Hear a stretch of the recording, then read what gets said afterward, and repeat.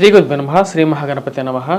July 12 నుంచి August 25వ తారీఖు వరకు చంద్రమాన్ని అనుసరించి గోచార రీత్యా గురువు కుజుడు యొక్క కలయిక అనేది జరగబోతుంది అన్నమాట. వృషభంలో గురువు కుజుడు యొక్క సంయోగం జరగబోతుంది. అంటే రెండు గ్రహాల యొక్క కలయిక రాబోయే 45 రోజులు, అంటే జూలై నుంచి 12వ తారీఖు నుంచి 45 రోజుల పాటు ఈ యొక్క కలయిక అనేది ఉంటుంది. ఇది ఎటువంటి ఫలితాన్ని ఇస్తుంది అనేది చూద్దాం. ముందుగా మేషరాశి వారిని చూసినట్లయితే, మేషరాశి వారి గ్రహస్థితి రీత్యా వచ్చేటప్పటికి జూలై 12వ తారీఖు ముందు వరకు జన్మరాశిలో వచ్చేటప్పటికి కుజగ్రహ సంచారం జరుగుతున్నది. కుజుడు స్వక్షేత్రంలో మరియు అదేవిధంగా మనం చూసినట్లయితే గురువు ధనస్థానంలో మంచి యోగకారకమైనటువంటి స్థానంలో ఉన్నాడు.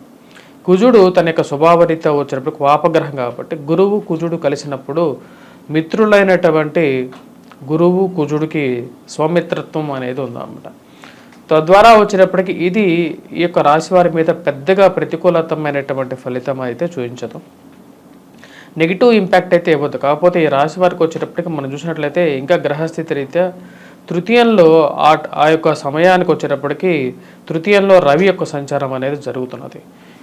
ఆ యొక్క రవి యొక్క సంచారం అనేది ఆగస్టు 15వ తారీఖు వరకు ఇక రాశి వారికి వచ్చేటప్పటికి మిథునంలో రవి యొక్క సంచారం, చతుర్థంలో వచ్చేటప్పటికి ఆగస్టులోనే వచ్చేటప్పటికి ఈ రాశి వారికి శుక్రుడు మరియు అదేవిధంగా బుధుడు యొక్క కలయిక అనేది కూడా ఉంటుంది అన్నమాట. ఈ యొక్క గ్రహస్థితి రీత్యా వచ్చేటప్పటికి మేషరాశి వారికి రాబోతున్నటువంటి ఆగస్టు 15వ తారీఖు వరకు చాలా అనుకూలమైనటువంటి కాలంగానే చెప్పచ్చు. అంటే పెద్దగా నెగిటివ్ ఎఫెక్ట్ అనేది ఉండదు. కాకపోతే ఈ రాశి వారికి వచ్చేటప్పటికి ముఖ్యంగా ధన సంబంధితమైన విషయాల్లో కొంచెం జాగ్రత్త అనేది అవసరం. ఎందుకంటే ధనస్థానంలోకి కుజగ్రహ సంచారం అనేది ఉన్నప్పుడు ఏమవుతుందంటే అన్నెసెసరీగా ఇన్వెస్ట్మెంట్స్ విషయంలో చాలా జాగ్రత్తగా ఉండాలి.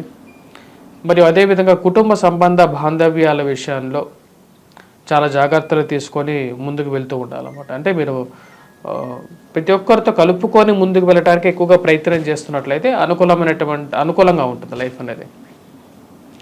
ఆ విషయంలో ఆగస్టు 25వ తారీఖు వరకు, ఎందుకంటే కుజుడు ధనస్థానంలోనే సంచారం చేస్తుంటాడు కాబట్టి గురువుతో ఎప్పుడైతే కుజుడు కలుస్తున్నాడో ఫైనాన్షియల్గా మెల్డౌన్కి ఎక్కువగా ఎఫెక్ట్ అనేది ఇవ్వదు. ఎందుకంటే గురువు మీద ప్రభావం అనేది, ఎందుకంటే మిత్రులు కాబట్టి అంత ప్రభావం ఇవ్వదు. కాకపోతే ధనస్థానంలోకి ఎప్పుడైతే కుజగ్రహ సంచారం జరుగుతుంటుందో అది కొంచెం చెప్పుడు మాటలు వినటం, అంటే ఎవరో చెప్పారు కదా అని చెప్పి ఒక మాటలు నమ్మి మీకు కోపంతో కానీ మీరు మాట్లాడేటువంటి మాటలు కానీ కొంచెం జాగ్రత్తగా ఉండాలి. లేని పరిస్థితిలో ఇది కొంచెం ప్రతికూలంగా మారే విధంగా ఉంటుంది. ఆగస్టు 15వ తారీఖు వరకు అంతగా ప్రభావం అనేది చూపించదు. దానికి ముఖ్య కారణం వచ్చేటప్పటికి రవి తృతీయంలో ఉన్నంత వరకు ఎటువంటి ప్రభావం అనేది ఉండదు. ఆగస్టు 15 నుంచి 25వ తారీఖు వరకు ఎప్పుడైతే కుజుడు ధనస్థానంలో సంచారం చేస్తూ అదేవిధంగా రవి తృతీయం నుంచి చతుర్థంలోకి అంటే కర్కాటకంలోకి ఎప్పుడైతే సంచారం చేస్తాడో దీని ప్రభావం అనేది ఈ యొక్క మేషరాశి వారి మీద ఉంటుంది. సో ఈ యొక్క 15 రోజులు, అంటే ఆగస్టు 15 నుంచి 25 రోజుల వరకు, అంటే ఆ 10 రోజులు కొంచెం జాగ్రత్తగా ఉండాలి ఈ యొక్క రాశి వారు. ముఖ్యంగా వచ్చేటప్పటికి ఎప్పుడైతే రవి చతుర్థంలోకి వెళ్తాడో అదేవిధంగా అదే సమయానికి కుజుడు కూడా ధనస్థానంలో ఉన్నప్పుడు దాని యొక్క ప్రభావం అనేది మేషరాశి వారి మీద ఉంటుంది. కాబట్టి ఆ పీరియడ్లో జాగ్రత్తగా ఉండండి ఈ యొక్క రాశి వారు. గురువుకి స్వభావ రీత్యా వచ్చేటప్పటికి ఎంతో శుభగ్రహం అన్నమాట. అది ధనస్థానంలో ఉన్నప్పుడు ఫైనాన్షియల్ గ్రోత్ని ఇవ్వగలుగుతుంది అన్నమాట. ఇప్పుడు కుజుడు ధనస్థానంలోకి వచ్చినప్పుడు ఫైనాన్షియల్ గ్రోత్ ఏదో ఆగుతుంది అని చెప్పి భయపడాల్సిన అవసరం లేదు. కాకపోతే ఖర్చు కానీ గొడవలు కానీ మాట్లాడేటప్పుడు కానీ చాలా జాగ్రత్తగా ఉండాలి ఈ మేషరాశి వారు. ఎందుకంటే వాక్కుకి ఎఫెక్ట్ అనేది మంచిగా మాటకి ఎలాగైతే గురువు అనుకూలమైనటువంటి ఫలితాన్ని ఇస్తూ ఉంటాడో, కుజుడు ఎప్పుడైతే చేరతాడో కోపాన్ని పరుష వాక్కులు అంటే కోపంతో కూడుకున్నటువంటి వాక్కులను కూడా తీసుకురాగలుగుతాడు. కాబట్టి ఈ విషయంలో జాగ్రత్తగా ఉండండి.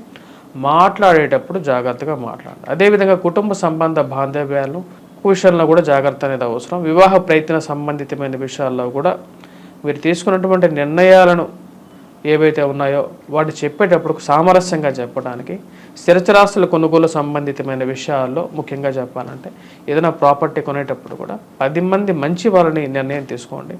ఎవరో తెలియనటువంటి వారిని నమ్మి ఇన్వెస్ట్మెంట్స్ అనేది ఈ రోజుల్లో చేయదు. రాబోతున్నటువంటి 45 రోజులు అనేది కొంచెం క్రూషియల్గానే మేషరాశి వారికి అని చెప్పవచ్చు. ఎందుకంటే తర్వాత 45 రోజులు అనేది అనుకూలమైనటువంటి ఫలితాలు వీళ్ళకి వస్తాయి. కాకపోతే ఇప్పుడున్నటువంటి పరిస్థితి రీత్యా ఈ యొక్క 45 రోజుల్లో కూడా క్రిటికల్ అనేది ఇక రాశి వరకు వచ్చేటప్పటికి లాస్ట్ 10 డేస్, అది కూడా ఆగస్టు 15 నుంచి 25వ తారీఖు వరకు అనేది చాలా క్రిటికల్గా ఉంటుందన్నమాట. ఆ టైంలో రవి కూడా వచ్చేటప్పటికి చతుర్థంలోకి పోయినప్పుడు ప్రతికూలమైనటువంటి ఫలితాలు ఇస్తాడు. మొదటి ఏవైతే ఈ టైం ఏదైతే ఉందో, ఈ యొక్క నెల రోజులు ఏదైతే ఉందో, అంటే జూలై 12వ తారీఖు నుంచి 1 మంత్ అనేది చాలా చాలా ఎఫెక్టివ్గానే ఉంటుంది. ఎందుకంటే రవి మంచి స్థానంలో ఉన్నాడు కాబట్టి వృత్తిపరంగా వ్యాపారపరంగా కూడా అనుకూలంగా ఉంటుంది. 6వ తారీఖు నుంచి ఇంకా ఎంకరేజింగ్ ఎక్కువగా ఉంటుంది అనమాట, ఆగస్టు 6 నుంచి.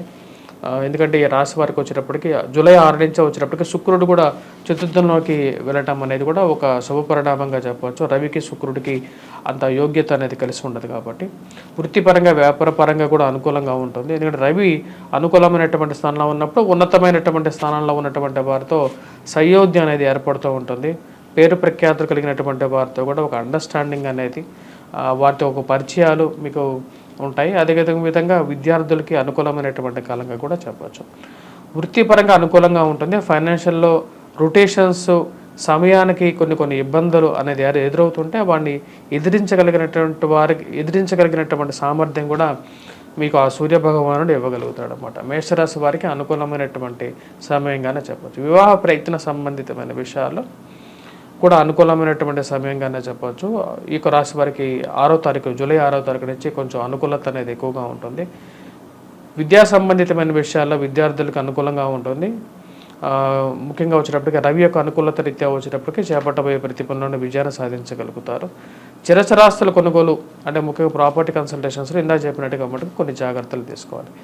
ఈ రాశి వారికి గోచర రీత్యా ఎటువంటి పరిహారాలు చేసుకోవాలి ఈ యొక్క రాశి వారి అనేది చూద్దాం. ఈ రాశి వారికి వచ్చేటప్పటికి కుజుడు ధనస్థానంలోకి ఉన్నప్పుడు ఇందాక చెప్పిన విధంగా కొన్ని ఇష్యూస్ అనేవి కూడా అరైజ్ అవుతూ ఉంటాయి. వాటిని వీరు అధిగమించాలి అంటే ముఖ్యంగా వీరు చేయాల్సింది వచ్చేటప్పటికి సుబ్రహ్మణ్యేశ్వర స్వామిని పూజించవచ్చు. లేని పక్షంలో వీరు హనుమంతుడి యొక్క సింధూరాన్ని కూడా ధరించినట్లయితే అనుకూలమైనటువంటి ఫలితాలు ఎక్కువగా పొందడం అనేది జరుగుతుంది. మరి వాటితో పాటు ఈ రాశి వారికి వచ్చేటప్పటికి శుక్రుడి యొక్క అనుకూలత రీత్యా వీరు పెంపొందించుకోవడం కోసం శుక్రవారం పూట లక్ష్మీదేవిని పూజించడం, లేని పక్షాల్లో white colour dress, transparent dress అంటే కొంచెం తేలికపాటి వస్త్రాన్ని ధరించినప్పుడు, తెల్లగా ఉన్నటువంటి వస్త్రాన్ని ధరించినప్పుడు శుక్రుడి యొక్క ప్రభావం అనేది మన యొక్క జీవితం మీద ఎక్కువగా పాజిటివ్గా ఉంటుంది. ఇక రాశి వారికి వచ్చేటప్పటికి రియల్ ఎస్టేట్ సంబంధితమైన విషయాల్లో కొన్ని స్తబ్దత అనేది ఉంటుంది. రియల్ ఎస్టేట్ వ్యాపారస్తులు ఎవరైతే ఉంటారో వారు ముఖ్యంగా వచ్చేటప్పటికి రియల్ ఎస్టేట్ వ్యాపారంలో కొన్ని అభద్రతా భావాలు అనేవి ఉంటాయి. అదేవిధంగా కుటుంబ సంబంధ బాంధవ్యాల్లో ఇందాక చెప్పినట్టుగా కూడా ఎక్కువగా వివాహాల్లో కొన్ని డిస్టర్బెన్స్ కూడా కలగడానికి ఆస్కారం అనేది గోచరిస్తుంది.